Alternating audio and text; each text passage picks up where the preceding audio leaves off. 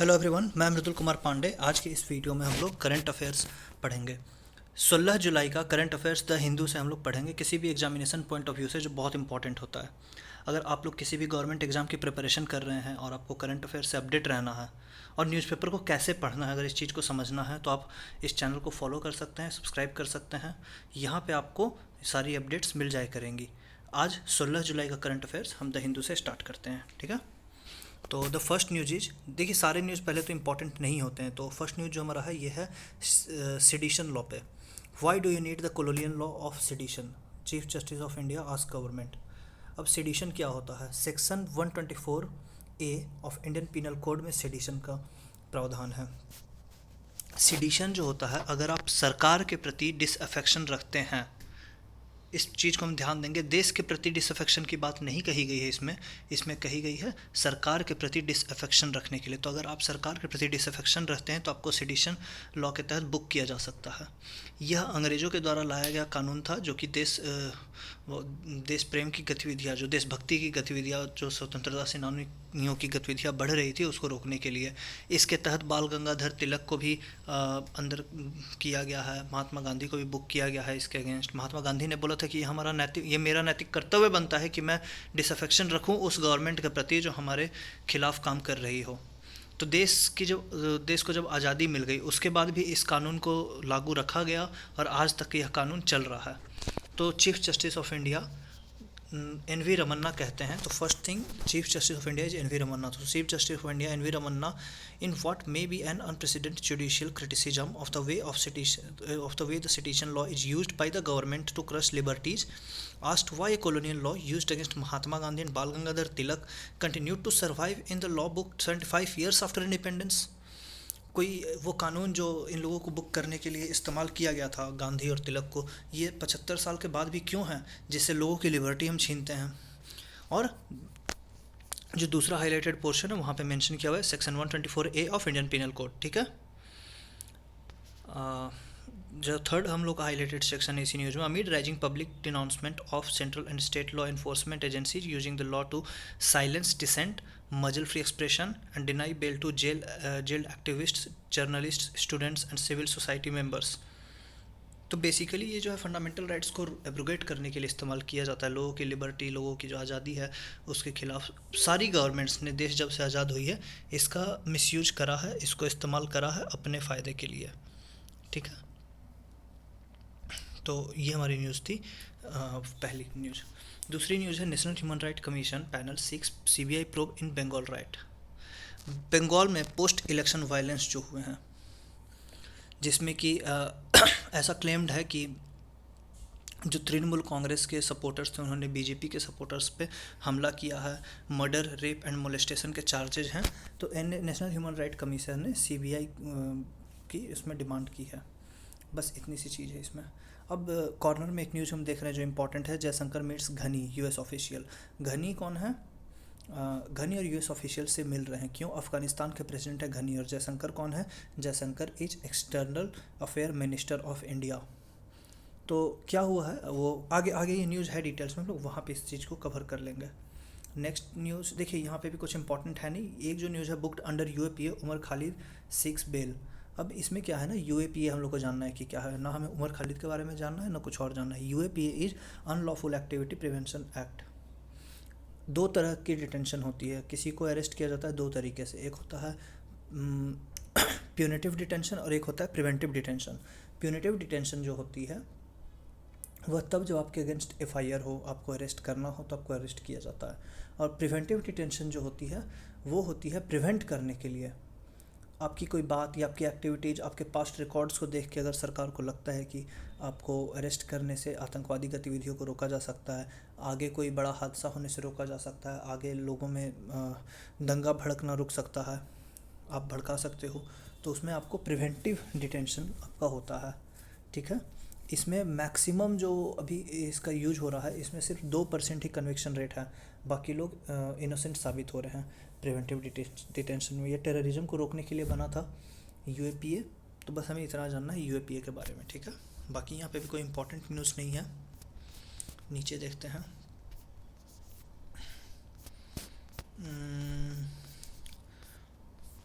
देखिए ये सारी न्यूज़ हम लोग इग्नोर कर सकते हैं, कुछ इंपॉर्टेंट न्यूज़ इनमें से नहीं होती एग्जाम के पर्सपेक्टिव से। द एडिटोरियल, एडिटोरियल जो हम लोग का सेक्शन होता है, ये आप कवर कर सकते हैं बहुत ही इजी और सिंपल लैंग्वेज में। दृष्टि आईएएस या कोई भी आईएएस आप सर्च करोगे तो आ जाएगा, या फिर बायजूस के पेज पे भी बहुत ही अच्छे से एक्सप्लेन करके दिया रहता है एडिटोरियल, तो वहाँ से हम लोग पढ़ सकते हैं सिंपल लैंग्वेज में, और छोटा रहता है वो, टाइम सेव हो जाएगा अपना, पर्पस तो सर हो ही जाएगा, है ना।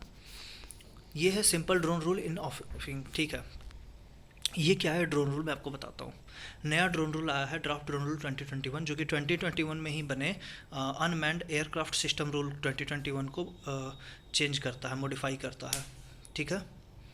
नया ड्रोन रूल आया है। अब ड्रोन क्या है, जो हवा में उड़ती है ना, कैमरा लोग, यूट्यूबर लोग वीडियो बनाने के लिए इस्तेमाल करते हैं।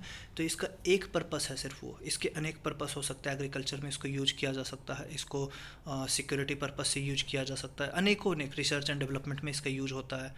तो अब ये जो नया कानून आया है ड्राफ्ट ड्रोन रूल, ये न्यूज़ उसी के बारे में है।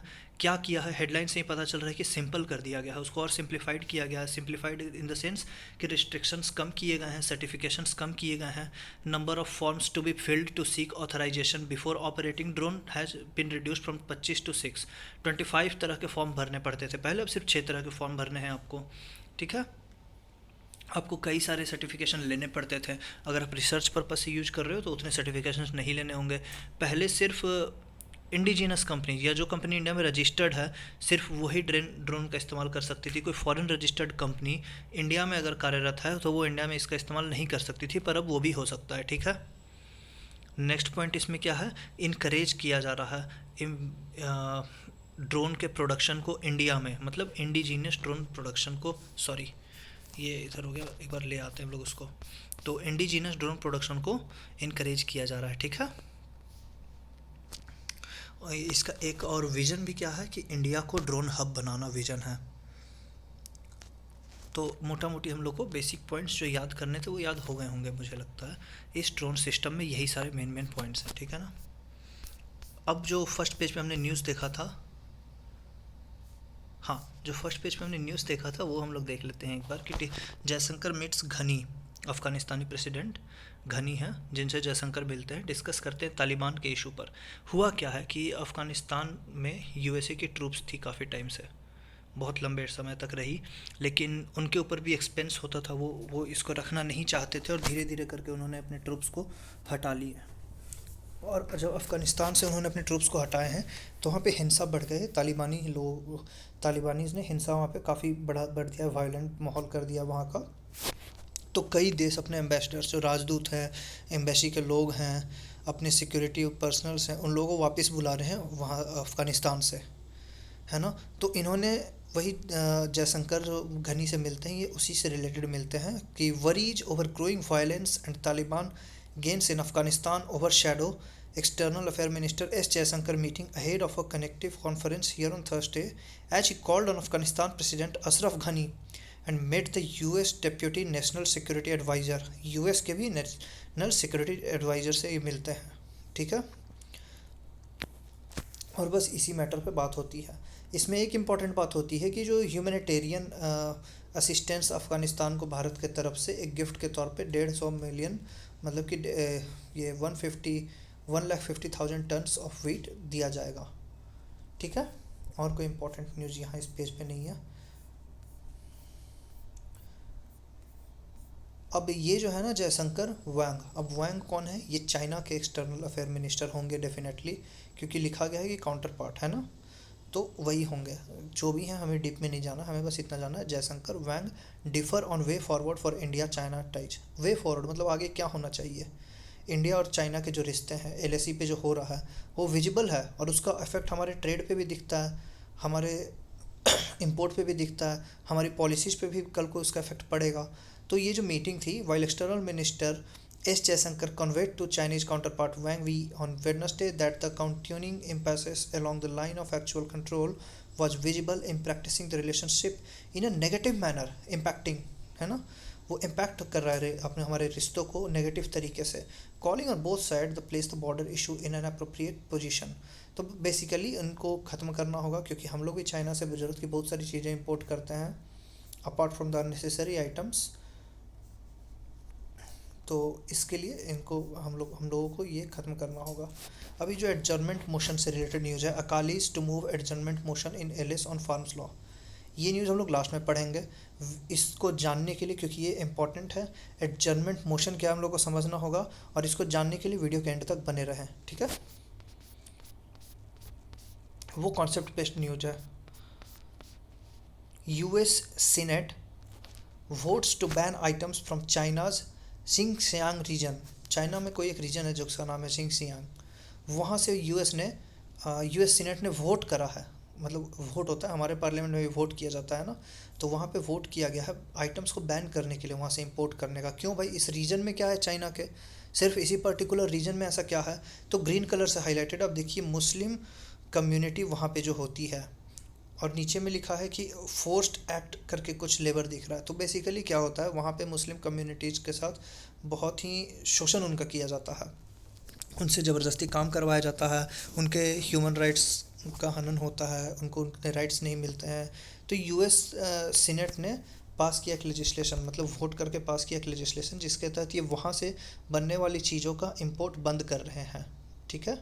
और लास्ट पैराग्राफ हम देखते हैं, तो इन्होंने सोलर पैनल मटेरियल जो चाइनीज़ कंपनी से आते थे, जो वहाँ पे बेस्ड हैं, उनके भी इंपोर्ट को रोका है, और भी चार चार ना four other for elect use of forced labour, 4 other चीज़ों का इंपोर्ट रोका है, जहाँ पे कि फोर्स्ड लेबर के लिए एलिगेशन लगाती है यूएसए, ठीक है ना। ये है इस न्यूज़ के बारे में। अब ये भी इकोनॉमिक्स रिलेटेड न्यूज़ है, इसको समझने के लिए हम लोग को इकोनॉमिक्स के बेसिक कॉन्सेप्ट्स पता होने चाहिए। खैर जो अगर नहीं पता है तो मैं आपको वो कॉन्सेप्ट साथ के साथ बताते चलता हूँ।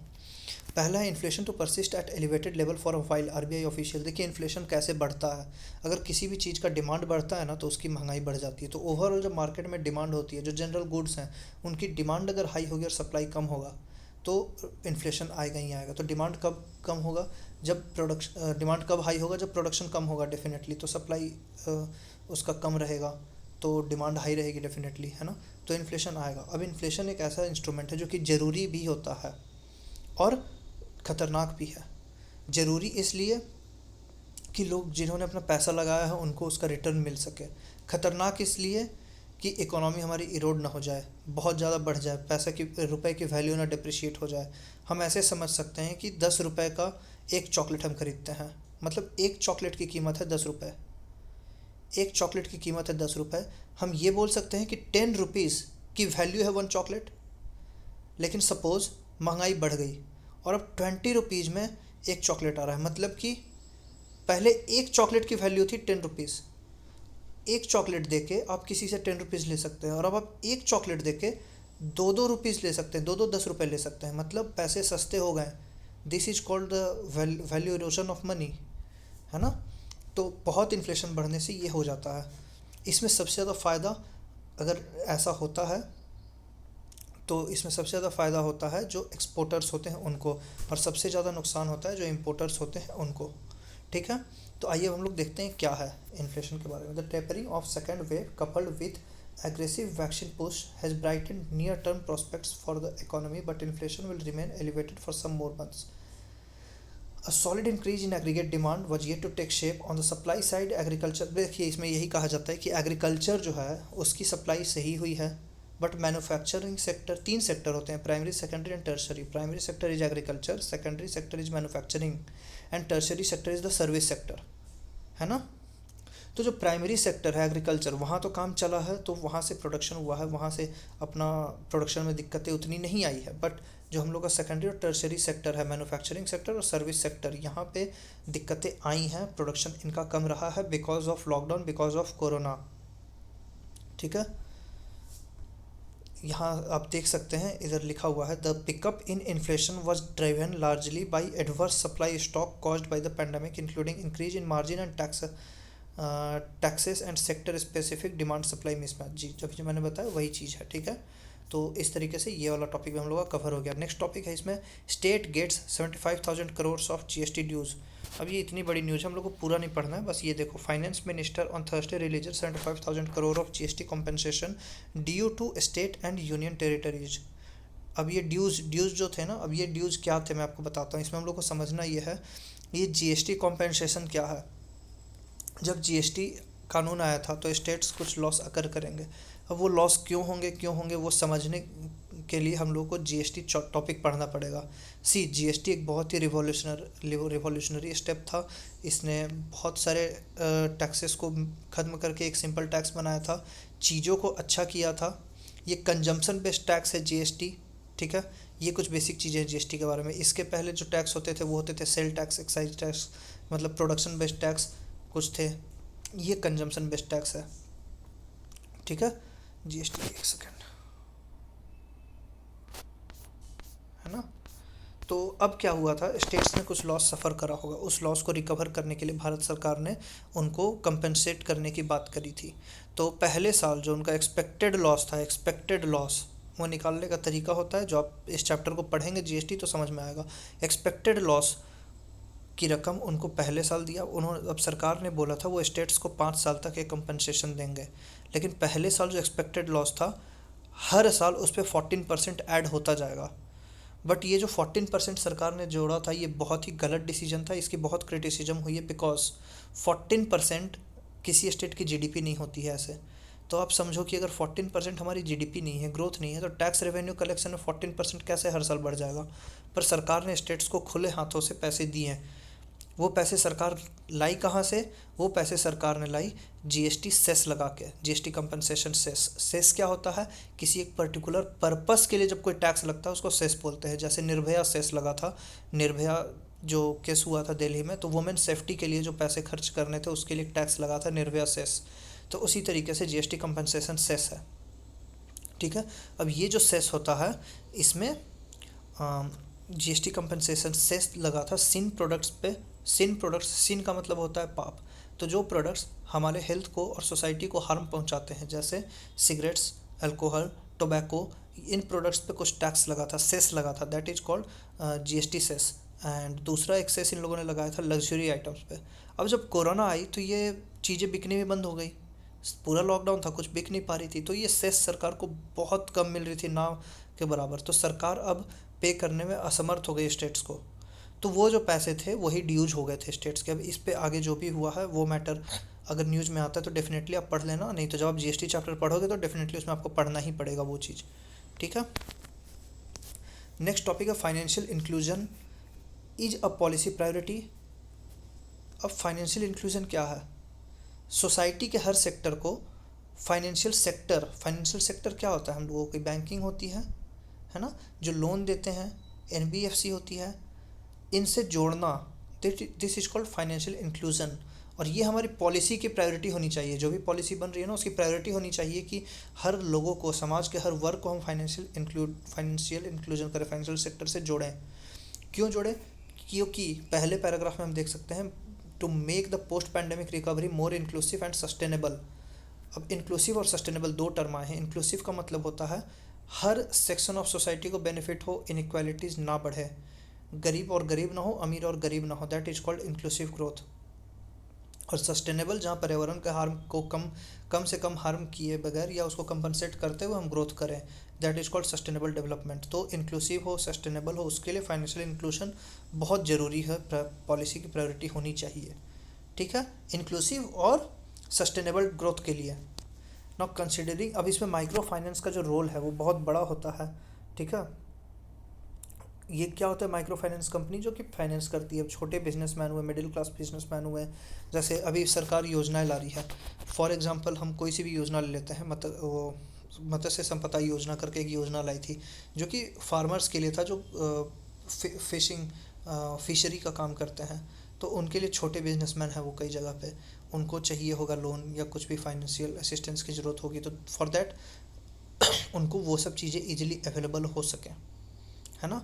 उनका फाइनेंशियल इंक्लूजन कराना, उनका फाइनेंशियल एजुकेशन, लोन के बारे में ट्रांसपेरेंसी लाना, ये सारी कुछ चीज़ें हैं जो हम लोग को करनी पड़ेंगी, है ना।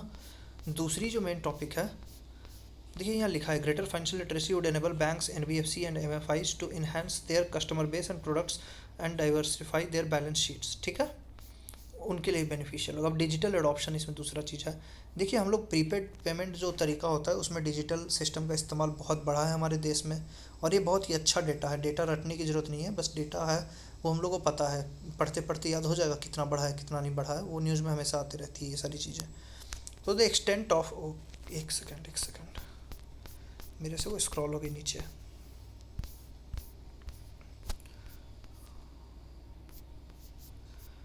एक सेकेंड, दोबारा से, हाँ यहाँ थे हम लोग ना। हम्म, तो ये जो डिजिटल हम लोगों ने स्टार्ट करा है डिजिटल सिस्टम, पेटीएम या यूपीआई के जरिए, भीम यूपीआई जो हम लोगों का था, ये सब भी ये काफ़ी ज़्यादा फैल रहे हैं ग्लोबली, मतलब बहुत ज़्यादा इंडिया इंडिया के लोग इसको यूज़ कर रहे हैं और पेमेंट के लिए बहुत ज़्यादा यूज़ हो रहा है। इसका कुछ बेनिफिट्स है कुछ नहीं है। तो टॉपिक है अपना यूपीआई और digital penetration of India. Digital penetration में सिर्फ अपना पेमेंट नहीं आएगा, फाइनेंशियल चीज़ें नहीं आती है। डिजिटल पेनिट्रेशन आपके एजुकेशन में भी डिजिटलाइजेशन का इस्तेमाल, जैसे आजकल ऑनलाइन क्लासेस चल रही हैं, ये भी डिजिटल पेनिट्रेशन के तहत आता है। तो ये क्या इंपॉर्टेंट, तो टॉपिक हम लोग का एक इंपॉर्टेंट यहाँ से निकल के आता है, UPI, digital penetration in financial sector, digital penetration in educational sector. या डिजिटल पेनिट्रेशन कहाँ कहाँ हो सकता है, किस किस सेक्टर में, और उसको आसान और अच्छा बना सकता है। ठीक है।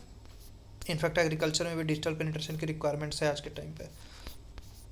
अब एग्ज़ाम के पॉइंट ऑफ व्यू से कुछ चीज़ें इंपॉर्टेंट नहीं है, कुछ एक न्यूज़ एग्ज़ाम के पॉइंट ऑफ व्यू से अगर आप बाहर हट के देखना चाहते हैं, अगर आप शेयर मार्केट में इन्वेस्ट करते हैं, तो ये इस तरह की न्यूज़ है, Wipro quarter one net profit jump, तो ये एक स्किप कर सकते हैं, ये आपके लिए नहीं है। तो यहाँ पे अब और जो न्यूज़ है ये नहीं है। अब हमने एक टॉपिक छोड़ा था लास्ट में डिस्कस करने के लिए, क्योंकि वो प्योरली कॉन्सेप्ट बेस्ड टॉपिक था, जो था एडजर्नमेंट पे, एडजर्नमेंट मोशन। तो एडजर्नमेंट मोशन क्या होता है, आपको कोई आइडिया है एडजर्नमेंट मोशन? नहीं आइडिया तो एडजर्न का मीनिंग क्या होता है?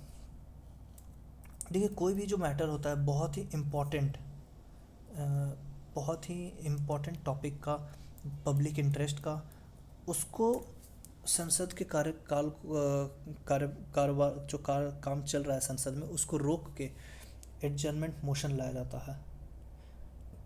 तो ये ऑब्वियसली बहुत हाई प्रायोरिटी चीज़ें होंगी, है ना, तभी इसको लाया जा रहा है ऐसे सब कुछ रोक के। ठीक है। तो हम अब यहाँ पे हम लोग को न्यूज़ नहीं जानना है, हमें ये जानना है एडजर्नमेंट मोशन होता क्या है ना। तो इसके लिए पहले हम इस न्यूज़ को हल्का सा पढ़ेंगे, क्योंकि हम लोग को काफ़ी हद तक आइडिया मिल जाएगा कि क्या होता है adjournment motion. Ahead of the monsoon session of Parliament set to begin on July 19, the Shiromani Akali Dal has decided to move an adjournment motion in Lok Sabha। अच्छा, कहाँ पे? लोकसभा में।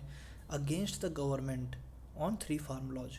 ठीक है, ये सरकार के खिलाफ ला रहे हैं। कहाँ पे ला रहे हैं? लोकसभा में। तो एक चीज़ हम लोग को जानना है कि एडजर्नमेंट मोशन को सिर्फ और सिर्फ लोकसभा में लाया जा सकता है। क्यों लाया जा सकता है? किसी भी इम्पॉर्टेंट टॉपिक पे ध्यान लाया जाता है, सरकार का इम्पॉर्टेंट मैटर ऑफ डिस्कशन जो पब्लिक इंटरेस्ट का होता है। और दूसरा जो मैंने अंडरलाइन किया हुआ पॉइंट है यहाँ पे, requires the signature of 50 MPs to be admitted. अब एडजर्नमेंट मोशन लाने के लिए 50 MPs का आपको सपोर्ट चाहिए होता है, जस्ट बिकॉज ये कार्यों को रोकता है, संसद के कार्यों को रोक देता है बीच में। तो कोई बहुत ही हाई प्रायोरिटी चीज़ होनी चाहिए, 50 MPs का सपोर्ट होना चाहिए। दूसरी इंपॉर्टेंट चीज़ कि आप यहाँ पे कोई आलतू फालतू बात नहीं कर सकते, इलॉजिकल बातें आप नहीं कर सकते, आपको प्योर फैक्ट बेस्ड बात करनी पड़ेगी। सपोज आप फार्म लॉ से रिलेटेड बातें आप करने जा रहे हैं, तो they should provide the details related MSP, how it benefited farmers, what are the risks to MSP, या जो भी कंसर्न हो। मैंने MSP बोल दिया, वैसे फार्म लॉ से MSP को कोई खतरा है नहीं है, वो पॉलिटिकल मैटर है, क्योंकि एक्चुअल में कोई खतरा है नहीं। But anyways the point that should be raised in the parliament should be very factual and stats based, it should not be emotional. तो यही होता है एडजर्नमेंट मोशन। अगर आपको लगता है कि मेरे हिसाब से मैंने हर एक इम्पॉर्टेंट टॉपिक्स को कवर कर लिया जो कि आपके एग्ज़ाम में आ सकते हैं द हिंदू से, और 24 minute is more than enough for current affairs. You don't need to like mug up each and everything, आप ऐसे हाईलाइट करके रख सकते हो, and this will definitely help you out in examination preparation. Notes बनाना हो, आप मेन चीज़ notes बना सकते हो। नोट्स कहाँ से कैसे बनाना है, जैसे सेडिशन लॉ, बस आप सेडिशन लॉ लिख के नोट्स बना लो। और कहाँ बनाना है नोट्स में, और मैं आपको बता देता हूँ जो भी टॉपिक्स आते हैं हमारे, सेडिशन लॉ पहले आई, उस पर नोट्स आपको बनाना है, तो बना लिया आपने। ये ड्रोन रूल, ये आप बना लो एक नोट्स, ठीक है। ये एडजर्नमेंट मोशन, ये नोट्स आप बना लो, क्योंकि देखो ये चीज़ें हैं ना, कुछ कुछ पॉलिटी से रिलेटेड चीज़ें हैं, ड्रोन रूल हुआ, एडजर्नमेंट मोशन हुआ, ये पॉलिटी से रिलेटेड चीज़ें हैं, बट अभी ये करंट अफेयर में है ना, एडजर्नमेंट मोशन करंट अफेयर में है, तो ये एग्ज़ाम में आ सकते हैं। ठीक है, ये इंटरनेशनल अफेयर का एक इम्पॉर्टेंट न्यूज़ हो सकता है, पर उतना इम्पॉर्टेंट है नहीं। फिर ये फाइनेंशियल सेक्टर, इन्फ्लेशन, ये इन्फ्लेशन टॉपिक्स, फाइनेंशियल सेक्टर्स, ये सब इकोनॉमिक्स से रिलेटेड है। ओपिनियन वाइज मेंस के आंसर राइटिंग में आपको हेल्प कर सकते हैं। ठीक है, ये जीएसटी ड्यूज़, इसको समझ लोगे आप लोग तो, और इस तरीके से नोट्स बनाया जा सकता है, और मोर देन इनफ होता है 20-25 मिनट्स करंट अफेयर के लिए। तो अगर आपको लगता है इस तरीके से आपका करंट अफेयर्स कंप्लीट हो रहा है अच्छे से मेरे साथ, तो आप हमारे चैनल को सब्सक्राइब कर सकते हैं, बेल आइकन प्रेस कर सकते हैं टू गेट द नोटिफिकेशन। और एक्चुअली ये वीडियो मुझे दोबारा बनानी पड़ी, पहली वीडियो में कुछ टेक्निकल एरर आ गए थे जो मैंने लाइव स्ट्रीम करा था, तो इसलिए वीडियो मैंने दोबारा बनाई है। So to support me, just share this video to all the aspirants who really need this kind of support for preparation of current affairs। ठीक है।